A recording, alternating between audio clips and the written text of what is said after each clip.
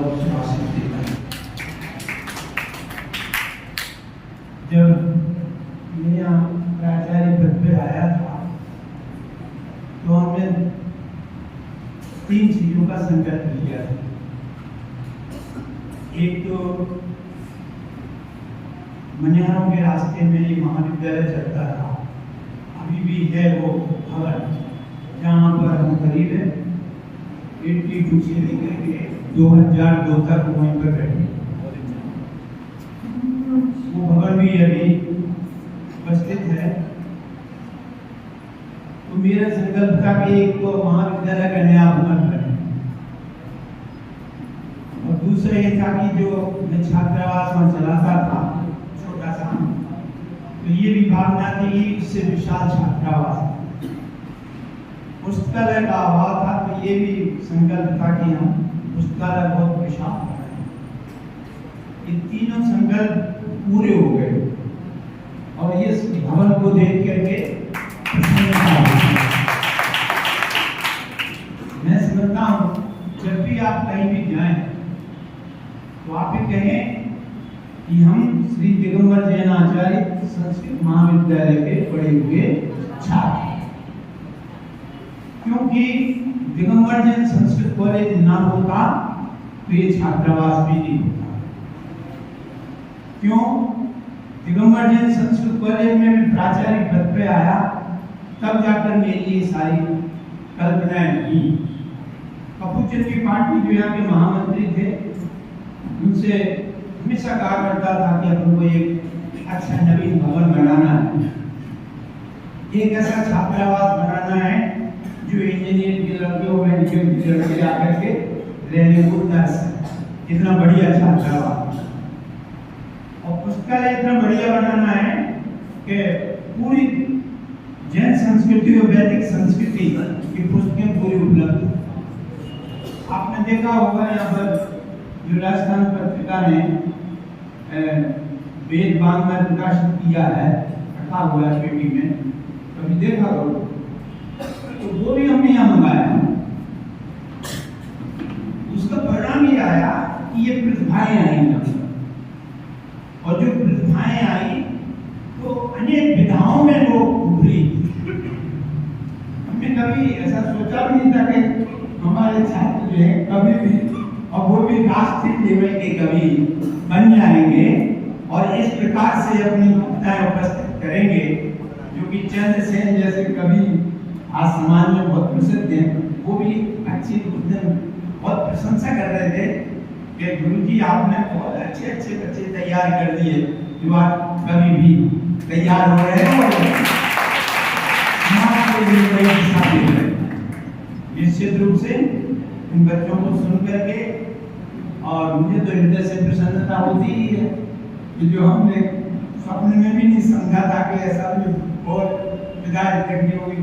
हमने तो आचार्य पीएचडी और ये सब सोचा था, लेकिन कि हम दर्शनाचार्य निकालेंगे, साहित्याचार्य, व्याकरणाचार्य, ज्योतिषाचार्य, न्यायाचार्य, क्योंकि न्याय चतुष्टय 4 ही थे अपने यहाँ पर, माणिकचंद जी पोंडे, गणेश प्रसाद विवरणी और डॉक्टर धर्मालाल जी कोठिया और माणिकचंद जी पोंडे और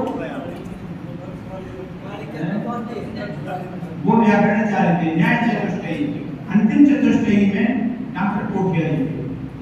तो आचार्य श्री हमसे हमेशा कहते हैं कि सीताचंद जी आप जो है हर विषय के आचार्य तैयार करो और पंक्ति से तैयार करो, तो वो थी कल्पना। परंतु आज हमने एक कवि सम्मेलन सुना, विशेष तौर से जो बच्चियों ने प्रस्तुति की है निर्भीकता के साथ में, जिस प्रकार से वो बोल रही थी बच्चियां, तो मुझे आश्चर्य हो रहा था कि बच्चियों में भी ये प्रतिभा उभर के आई है और ऐसी नहीं है, कुर्सी तो बनी है, आप ये कुर्सी कभी भी बनेगी और समाज में एक अपना मंच देंगे, उपस्थिति देंगे, बहुत अच्छा लगेगा। अभी तो उभरती प्रतिभाएं हैं, छोटे छोटे बच्चियां हैं। कनिष्ठ उपाध्याय के भी छात्र जो है तो छोटे, परंतु उपस्थिति बहुत अच्छी थी बच्चों में।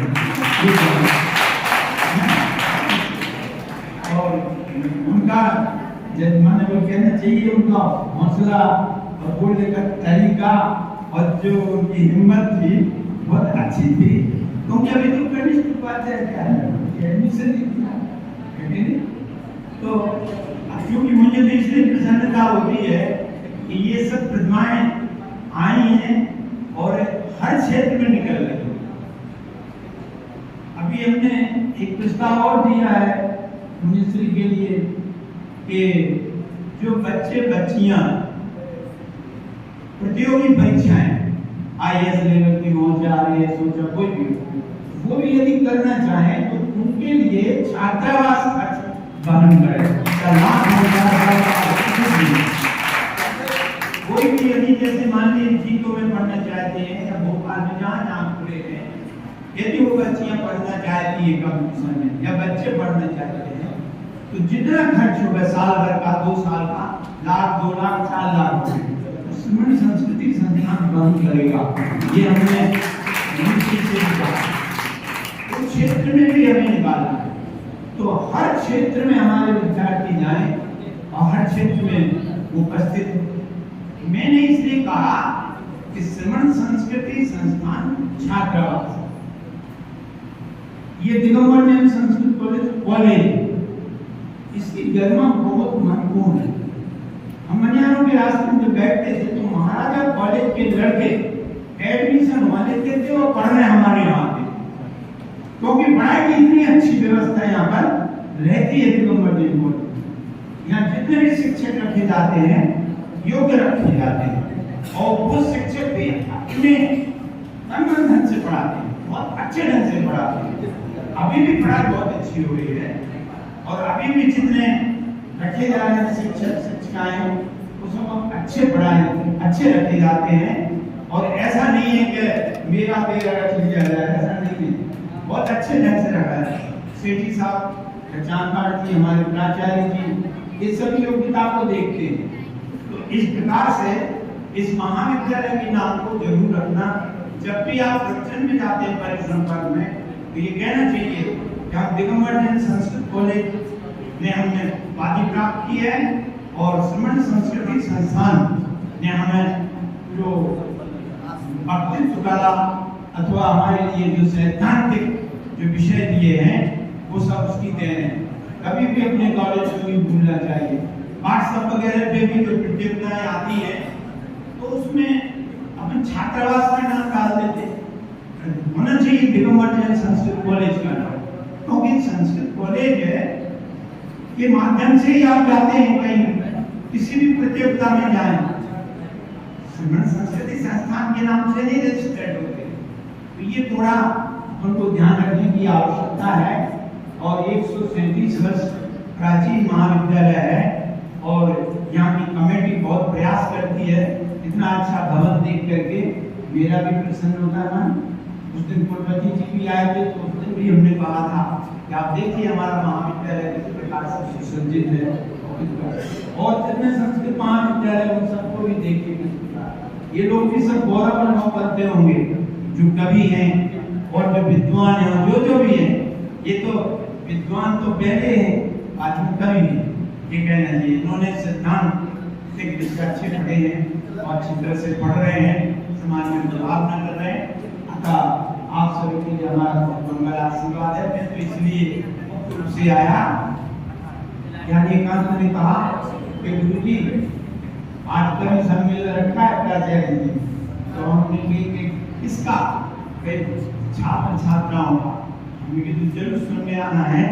और नई नई प्रतिमाएं और कैसे तैयार हो रही है, आप लोग को सदर अभिषेक और भी हैं छात्र कवि अच्छे है कि नहीं। तो अब और नए कौन से तैयार हो रहे, तो ये तो मानना पड़ेगा कि ये इन्होंने प्रारंभ किया वो प्रोत्साहित किया। तो इनको देख करके अनेकांत सदर वगैरह सबके लिए देख करके आगे और लोगों के हौसले बढ़ेगा। हमें भी कभी करना चाहिए, अपनी कविताएं लिखना चाहिए। इस प्रकार से ये भी 6 बहुत किसी का पेट होता कभी व्यक्ति में सभी जोड़े लिख लेते है कि नहीं। तो उनके क्षयोक्षम की वृद्धि और अधिक हो गए, ऐसा मेरा मंगल आशीर्वाद है। और मेरी भावना है कि इस प्रकार से आप करते हैं। इन शब्दों के साथ में हम प्राचार्य जी के लिए बहुत बहुत आभार देते हैं कि उन्होंने मुझे आमंत्रित किया और एकांत याद किया, और सभी हमारे महाविद्यालय की जो शिक्षक शिक्षिकाएं हैं इन सबका बहुत वात्सल्य रहता है, हमारे प्रति भी रहता है, बच्चों के प्रति भी रहता है। इसलिए इनके लिए बहुत बहुत साधुवाद कि आप हमारे महाविद्यालय को इस प्रकार से आगे ऊंचाई पर बढ़ाएं, जिससे आपका भी नाम पूरे भारतवर्ष में हो। पुनः एक बार हम ये कहना चाहते हैं कि आचार्य विद्यासागर जी को कभी मत भूलना, जितने कवि हैं कवित्री हैं, क्योंकि सारी देन आचार्य श्री की है, ये कहना चाहिए। उन्हीं ने हमें कुंडलपुर में प्रेरणा की कि आप छात्रावास जरूर खोलिए, और उस छात्रावास खोलने के लिए हम पूरी तरह से हमारा संघ समर्पित रहेगा। तो आचार्य श्री ने तो बहुत काम किए हैं, उनके कार्यों को स्मरण कीजिए, और जिस प्रकार से वो कार्य कर रहे हैं उनको हम सब बार नमन करते हैं कि वो सदाई होवे और समाज की इसी प्रकार के मार्गदर्शन करते रहें। जय नम जय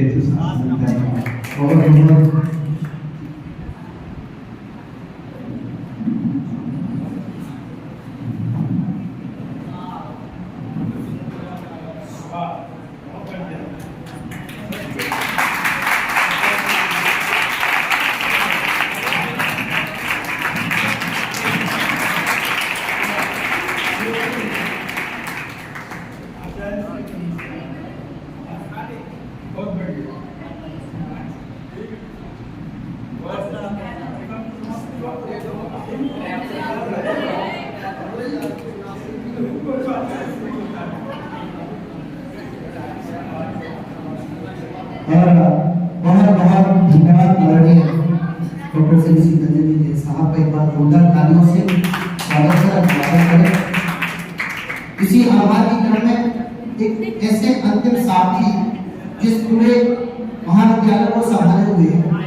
अकबर के दरबार में जब कवि केशव गए तो कवि केशव ने कहा, कवि केशव से पूछा गया अकबर के दरबार में कि सबसे श्रेष्ठ कवि कौन है, तो केशव ने कहा मैं हूं। बोले तुम्हारे पास क्या प्रमाण है? वो गए और रातों रात उन्होंने रामचंद्र का लिखी और ला करके दे दी। बोले ये लो विश्व का सबसे श्रेष्ठ कवि। बोले यदि तुम विश्व के सर्वश्रेष्ठ कवि हो, सुनना प्रशांत, विश्व के यदि तुम सर्वश्रेष्ठ कवि हो तो फिर तुलसीदास कौन है? तो केशव ने क्या जवाब दिया? एक बार जोरदार तालियां आए। केशव ने जवाब दिया, वो इस वक्त श्रेष्ठ कवि नहीं श्रेष्ठ संत है, वो कविता नहीं सर्वमंत्र लिख रहे हैं। वैराग्य पथ पर चल करके अपने मार्ग को प्रशस्त करते हुए महाविद्यालय को जो आगे बढ़ाने का श्रेय जाना है, वर्तमान में आदरणीय डॉक्टर श्री अनिल भैया जी को जाना है। भारत के वर्तमान में एकमात्र कर्णाली योग के विद्वान, अभी इनके मुकाबले कर्णाली योग का कोई विद्वान नहीं है वर्तमान में। ऐसे विद्वान हमारे बीच है, हमारा भारत का योगदान कार्य का आह्वान है।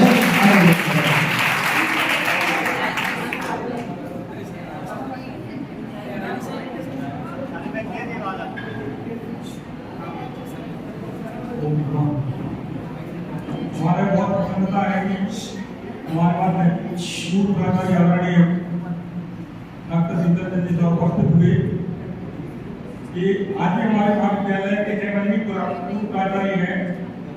महाविद्यालय के वर्तमान में महाविद्यालय में अनुसंधान कार्य करता है। आप लोगों को क्या होगा, संस्कृत प्राकृत अपभ्रंश उच्च स्तरीय अध्ययन और अनुसंधान केंद्र, उस समय पीएचडी भी चल रही, दो प्रबंध भी चल रहा, 10 प्रकार की का वो प्रबंध अभी विश्वविद्यालय में जमा हुआ है। आदरणीय पिताजी साहब के निर्देशन में चल रहा था। तो जो संस्थान छात्राओं से पीएचडी एमफिल आदि की डिग्रियां छात्र प्राप्त करते हैं, उसकी आप वर्तमान में निर्देशक हैं। उस समय में तो लाइब्रेरी में जिसको कक्ष बने हुए और दो कक्षों में निर्देशक के रूप में बैठते भी थे, छात्रों को निर्देशन भी करते थे। विगत 1.5 वर्ष से महाविद्यालय में आपका काम आना जाना होता है, किंतु महाविद्यालय की आप भी उस अनुसंधान केंद्र के निर्देशक पद को आज भी आप सुशोभित कर रहे हैं। और बहुत प्रसन्नता की आज बात यह है, जिस समय हमने न्याय की मान्यता ली थी, उस समय जो आचार्य फर्स्ट ईयर में जो विद्यार्थी आते प्रथम वर्ष में, उन छात्रों ने बहुत सहयोग किया था। प्रथम बार जब हमने न्याय की मान्यता ली थी, तो उस समय जो शास्त्री थर्ड ईयर की बच्चियां हैं वो आई हुई थी उस समय, क्योंकि सबसे अधिक सहयोग अंकित असंख्य तो रात नहीं करता रहता था, लाइब्रेरी को व्यवस्थित करता रहता। आज जो लाइब्रेरी का व्यवस्था शुरू है, मैं समझता हूँ उसमें शास्त्री जो आचार्य प्रथम वर्ष के जो छात्र हैं, उसमें अंकित जी के नेतृत्व में है, उसमें अध्यक्ष है और ये छात्र सभी छात्र बहुत ही सत्यनिष्ठा के साथ और लगन से काम करते थे। पांडुलिपि और अवस्थित रखी थी पांडुलिपियां। उन पांडुलिपियों को व्यवस्थित करने में भी किसी का सहयोग है, तो जो आचार्य प्रथम वर्ष के छात्र को यहाँ पर उपस्थित हैं, जो कि उस समय शास्त्री तृतीय वर्ष में पढ़ा करते थे, इन छात्रों का बहुत ही योगदान है। सभी छात्र अभी इन छात्रों ने यही समझा कि हमारा घर महाविद्यालय अलग है। इस महाविद्यालय में छात्र अपने घर के समान ही समझते थे, और मैं समझता हूँ कि वर्तमान में रहने वाले छात्र भी इस महाविद्यालय को उसी दृष्टि से समझे कि हमारा घर ही है। यदि इसमें किसी प्रकार की क्षति होती है तो अपने स्वयं की क्षति उनको समझना चाहिए, और यदि इसमें इसका विकास होता है तो अपना विकास वो सभी समझे, तभी हम सभी आप सभी का विकास होगा। और उस समय कवि सम्मेलन नहीं हुआ करता था, तो हमारे जो अनेकांत जी है, अनेकांत ने कहा कि भैया कवि सम्मेलन नहीं होता, कवि सम्मेलन प्रारंभ करना है। कवि सम्मेलन उस 10 से प्रारंभ हुआ, अभी निरंतर चलता है, कवि सम्मेलन प्रतिभा होता है। उस समय में अनेकांत को सर्वश्रेष्ठ संचालक का पुरस्कार भी महाविद्यालय ने दिया था। इस प्रकार से सभी छात्रों का, बहुत ही पुराने छात्रों का योगदान है। वर्तमान में जो अध्ययन छात्र हैं वो भी बहुत अच्छे वक्ता है, कवि है, बहुत योग्य छात्र है। महाविद्यालय में जिस विषय पर विद्यार्थियों को बोलने के लिए बोला जाता है, मैं समझता हूँ उस विषय पर सभी विद्यार्थी बहुत अच्छे से बोलते हैं। बहुत ही श्रेष्ठ योग्यतम विद्यार्थी महाविद्यालय में। सभी विद्यार्थियों को धन्यवाद। आपको सभी ने सुना। आगे किसी प्रकार से महाविद्यालय में कार्यक्रम हो, उन कार्यक्रमों को आप लोगों की उपस्थिति में ही सफलता है, और आप लोगों की रहने में ही सफलता है। सभी कार्यक्रमों की आगे भी कार्यक्रम इसी प्रकार सफल होते रहे। हमारे महाविद्यालय के सभी समस्त शिक्षिकाएं एवं शिक्षक सभी को धन्यवाद।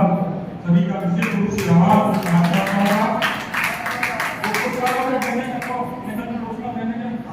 हाँ, सभी छात्र जो कवि हैं उनको पुरस्कार दिया जाएगा। इसके बाद कार्यक्रम का समापन हो जाएगा। सभी छात्रों को एक बार जोरदार तालियों से स्वागत करें। इसी बीच में जो पुरस्कार है, जो कवि यहाँ पर उपस्थित है, आदरणीय डॉक्टर श्री सीताचंद जी जैसा, आदरणीय आचार्य महोदय एवं समस्त शिक्षिका एवं शिक्षक वर्ग यहाँ पर आ जाए, उनके माध्यम से छोटे छोटे भाई बहनों के लिए पुरस्कार लेकर घटना बनाए। और इसी बीच में यहाँ के स्नातक छात्र आदरणीय डॉक्टर श्री अनिल भैया जी के लिए जैन सिद्धांत दर्पण लेकर आए हैं, उनको भेंट करने के लिए। और मैं आदरणीय सीताचंद जी जैसा आपसे निवेदन करता हूँ कि आप इसे भैया जी को भेंट करें।